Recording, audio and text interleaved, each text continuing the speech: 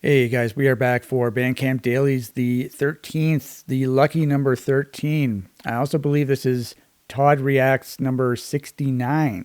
So 13 and 69 just coincidentally appear on the same episode. That was not planned.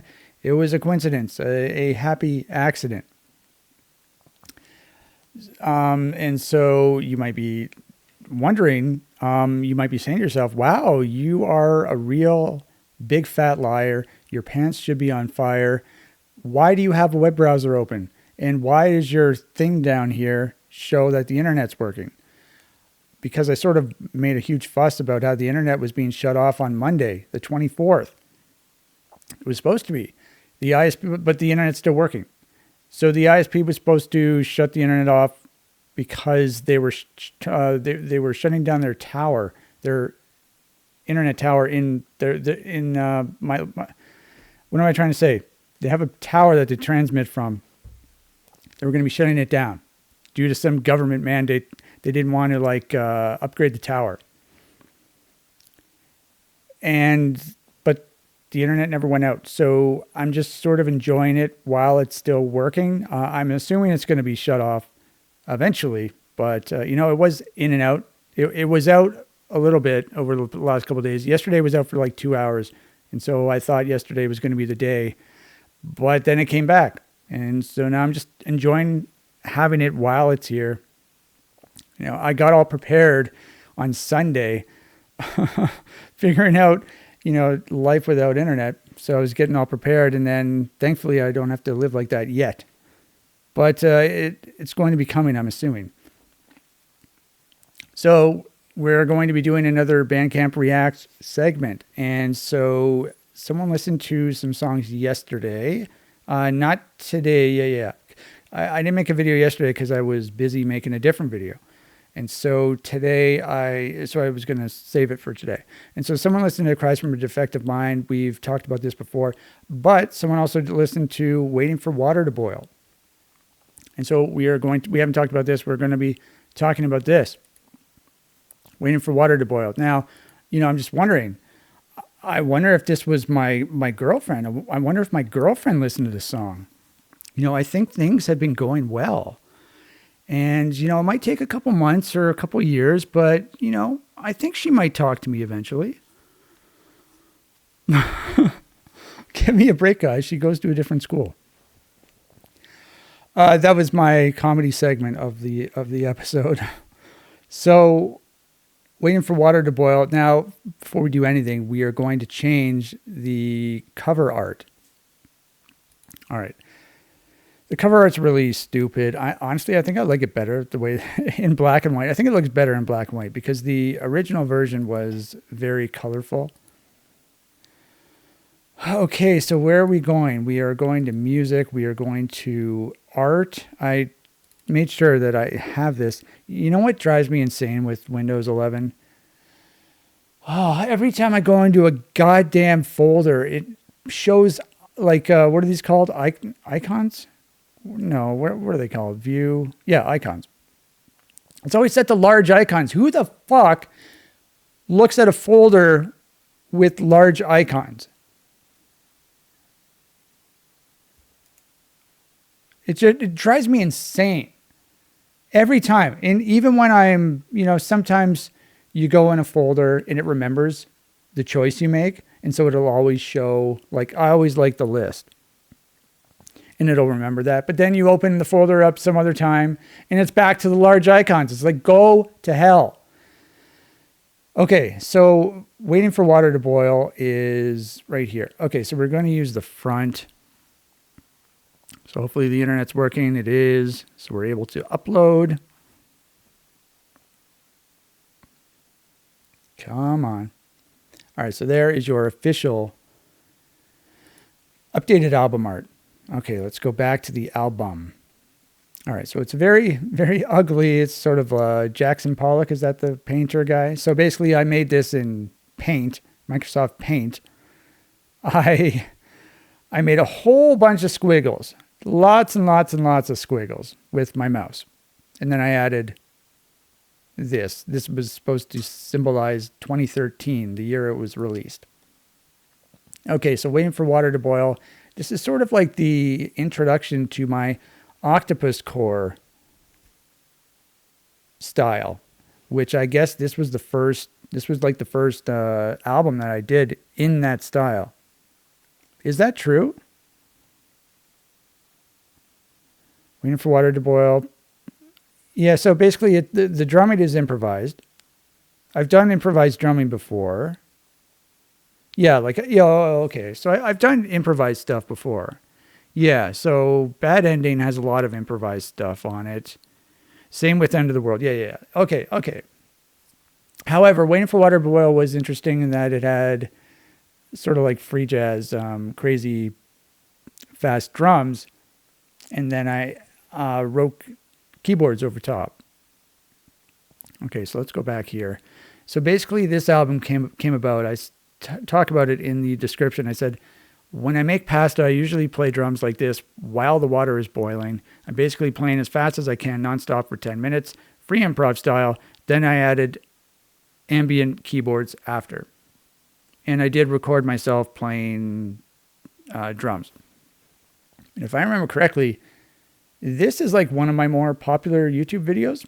It's kind of surprising. The sound quality on this song is absolutely horrible. Super, super bad. And so I talked in one of my previous videos about remixing Perverse Teleportation, my Perverse Teleportation album. By the way, tonight is the first night where I'm posting shorts from that album onto my YouTube channel. So I'm excited about that. So basically has the guitar on top, drums on the bottom, and there are 10 songs. So the next 10 days, it's going to be dedicated to Perverse Teleportation with the updated mix. So I'm really excited about that. I've been listening to that the last several days. Super happy about that. What was I talking about? I don't remember. Oh, the mix in this, I guess? Oh, right. Yeah, so I was talking about remixing Perverse Teleportation. And you may wonder, why don't you just remix this? Well, I can't remix this album because the way it was recorded. So I recorded this onto like some 4-track USB mixer that didn't have the ability to like export each individual microphone input into a WAV file. So you'd hook it up to your computer and you would hook all the microphones into the mixer and you would record, and then it would just send one WAV file to your computer that had everything combined. So it was impossible to remix it. And so I can't remix it. I mean, I can remix it a little bit, but you know, when you record drums, there are a bunch of microphones because you have to mic each part of the kit. So you have to do the snare, the bass drum, the toms, the cymbals, et cetera, et cetera, et cetera. And if all the microphones are combined into one WAV file, then you can't really mix it. All you can do is add in EQ or some compression, but everything affects everything else because it's all combined into one WAV file. So, I mean, I could try and do a remix of this one day, but honestly, what's the point? I made way better songs than this subsequently anyway, so I don't really care. And it's sort of nice to have this in the original format.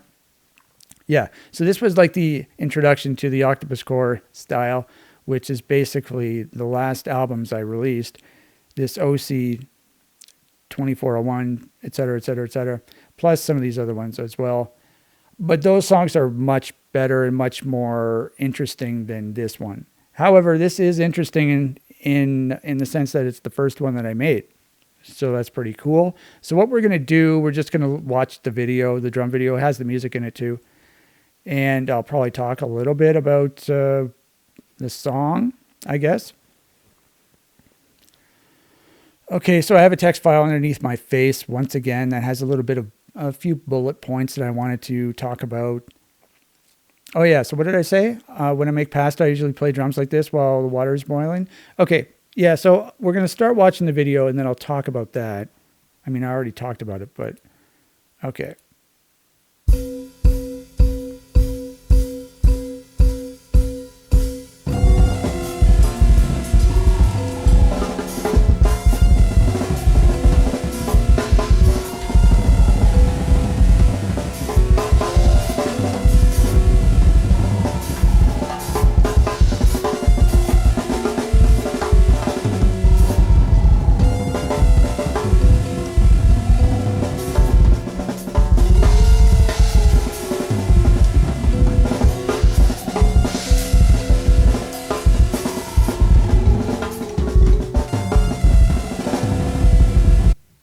Yeah, so basically I do this for like 10 minutes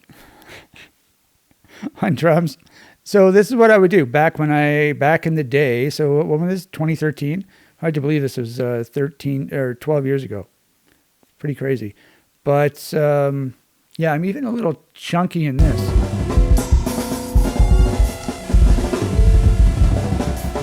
Yeah, I feel like I'm getting a little chunky already. Yeah, I started getting chunky early on. Basically, so this was 2013, so I would have just turned 30. So I would have been 30 years old.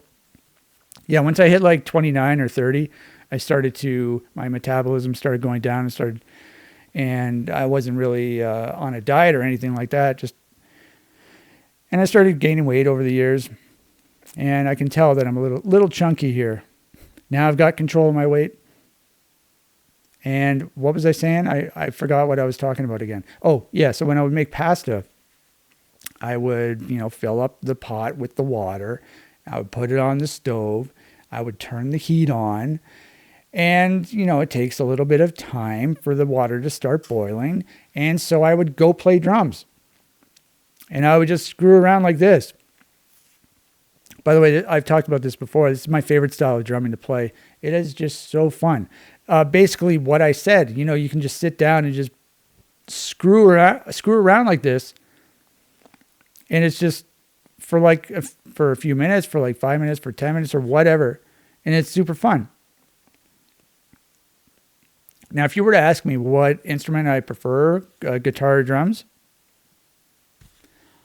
it's hard to say. But in another way, it's not really that hard to say because drums are more fun than guitar. When you play guitar or any sort of musical instrument, you have to worry about the melody, with guitar. With drums, there's no melody. It's just rhythm. You're just hitting stuff. And so that's why it's so fun. You just do whatever you want. If you hit a wrong note, it's not a wrong note. So, yeah, drums are definitely more fun.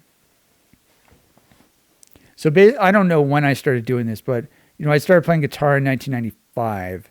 And I don't remember when this happened, but I sort of stopped playing guitar for fun like a long time ago, at least 15 years ago, I think.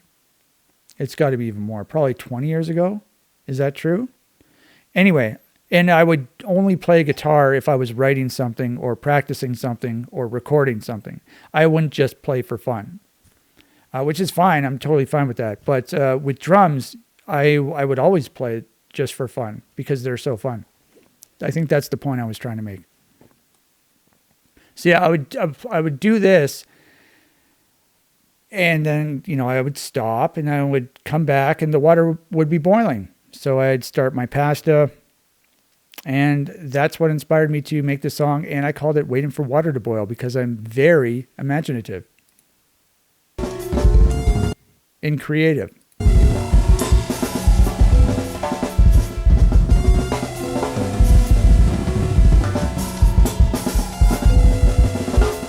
Yeah, so I've talked about this before too. When I'm doing this style of drumming for these albums, like the Octopus Core albums or whatever, the free jazz or freestyle, whatever you want to call it, I'll start playing and then I come around some type of hook or whatever in the drums that I do that I'm like, oh, that's really cool. As I'm playing, I don't think of it beforehand. I'm improvising and I come up with this hook.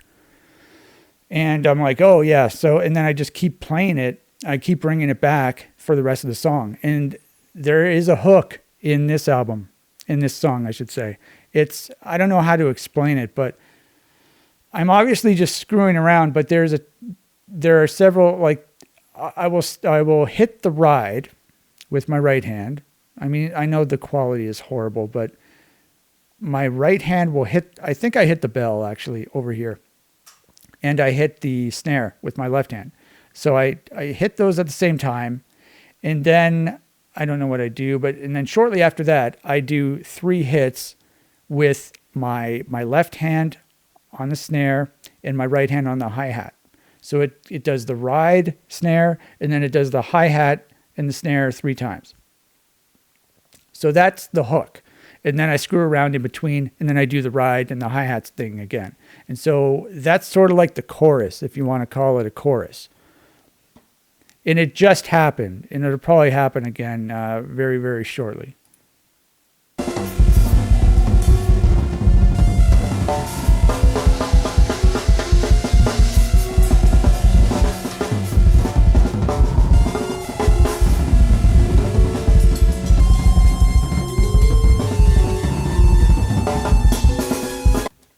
Did you just hear it? It just happened. It just happened again. Did you hear it? Did you see it?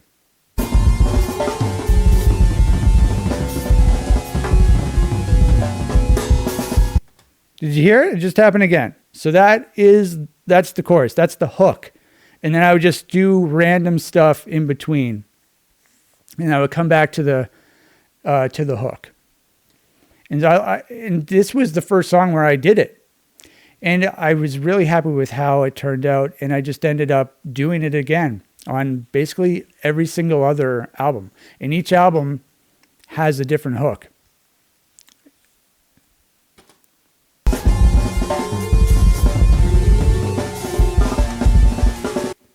By the way, the keyboards.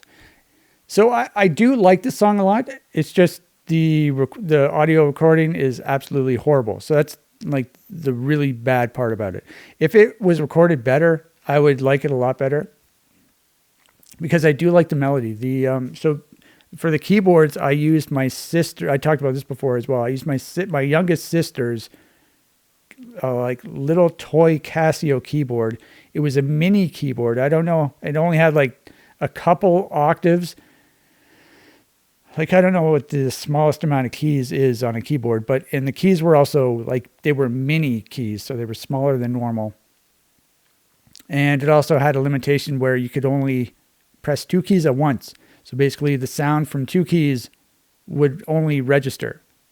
If you pressed more than that, you would only hear 2 keys, the first 2 keys you pressed. So that was really annoying, but that keyboard, the Casio keyboard, it had a lot of sounds on it. I don't know how many sounds it had, but it had a lot of sounds. It had a lot of interesting sounds as well because like it had your normal sounds, but it also had a little more weirder sounds, sort of sound effects sounds and just strange sounds. It even had sounds. I bought a newer Casio keyboard. I don't know how long ago, several years ago, maybe 5 to 10 years ago. And it had, I think it has 800 sounds, but even the new one I bought doesn't have some of the sounds that my sister had. And I really like those missing sounds from my sisters. So it was a really cool keyboard. I used it on several of my recordings. She got it in the 90s. I remember I used it. The first band I was ever in was me and this guy. He would come over and we would record stuff onto cassette tapes in my bedroom. And we used my sister's keyboard for that. And that was in 1997. So I don't remember exactly when she got that keyboard, but it was in the 90s, obviously. And so, yeah, so when I was trying to do the keyboards, it sort of broke up because the drums are just completely improvised and random. So there's really no structure. And so I created a structure with the keyboard riffs. So I don't know how, like every couple minutes the keyboards will change. And there are usually a couple layers of keyboards per part. I did find it challenging to try and think of new keyboard parts. And there's no timing, like there's no time signature, there's no tempo.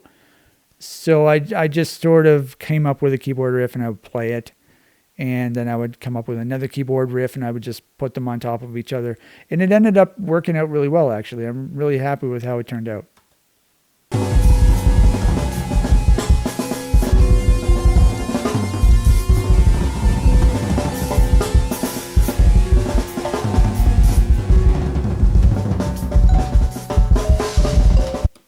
Okay, so yeah, this part I think is pretty cool. It's got the sort of, I don't know what the instrument is. It's keyboards obviously, but it's sort of what's the word I'm trying to think of?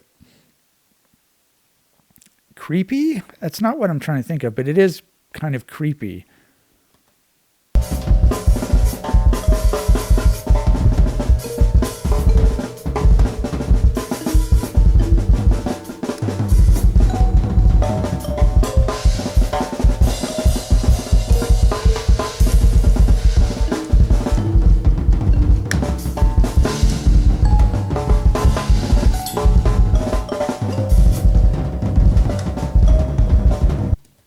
I think it's eerie. I think that's the word I was thinking of. Eerie.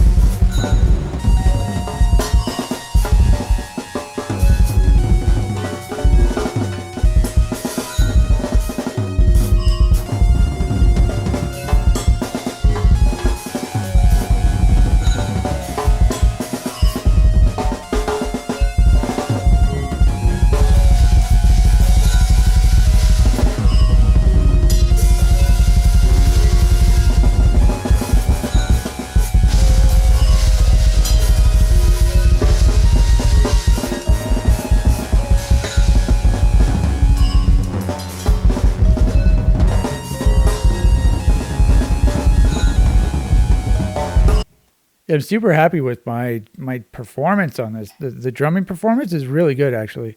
I didn't realize how good I was back then. This is like a long time ago. Um, but how good I was in this style. I'm really happy with how my performance in this song. Did I say that? I literally already said that. But I'm honestly kind of shocked. It's, yeah, I would like the song so much better if it didn't sound so bad. Because I really do like this song a lot. And yeah, so basically, I said that, I was playing drums as fast as I could. And that's the truth. For this song, I was playing as fast as I could. But in the subsequent Octopus Core songs, I'm not, because they're 30 minutes long. And so I can't play like this for 30 minutes long, for 30 minutes straight. 10 minutes is pretty much like my cutoff. So I don't know how obvious it is, but for the Octopus Core songs, the 30-minute ones, I'm sort of pacing myself a little bit. But if you just take off a little bit, you don't go 100%, you go at like 80% or something, I'm able to last 30 minutes.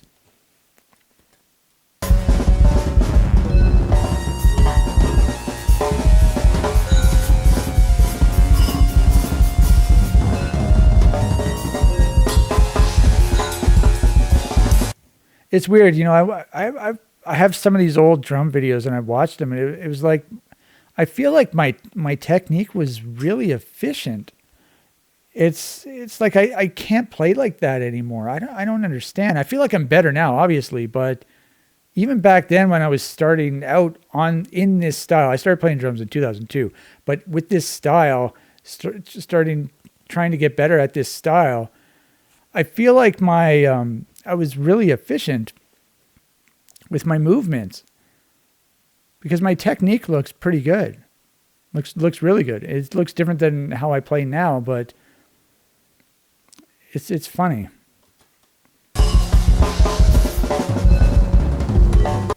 By the way, these Nike shorts, they sort of disintegrated a couple years ago. They were my friend's shorts from Newfoundland. This was back in 1997.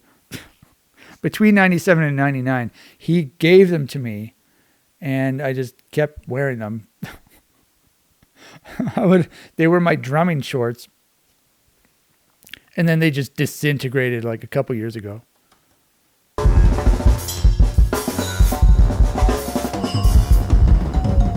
I was playing drums and they just went like poof, and they disappeared.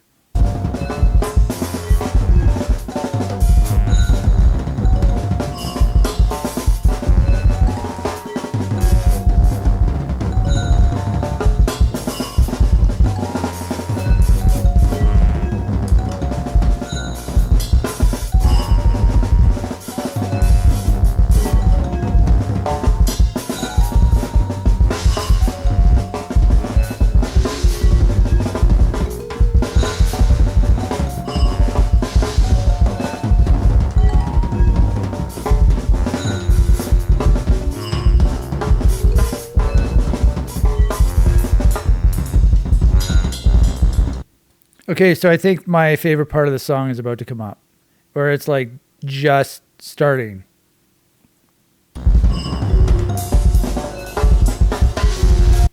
Yeah, so I'm going to start to like choke the cymbals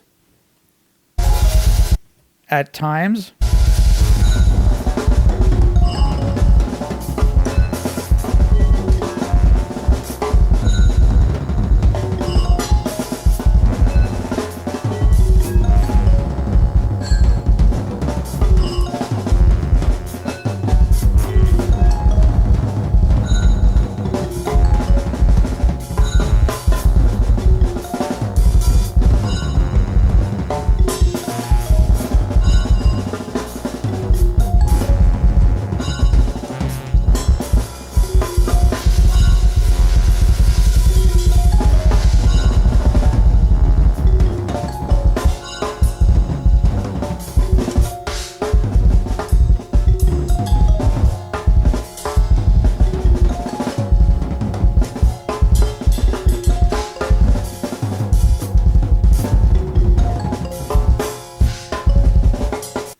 Okay.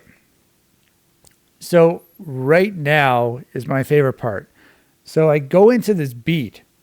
It's like a super funky beat. Something that I've never done before. I don't know why I started playing this beat or how I was even able to play it, but it's like, it's super cool.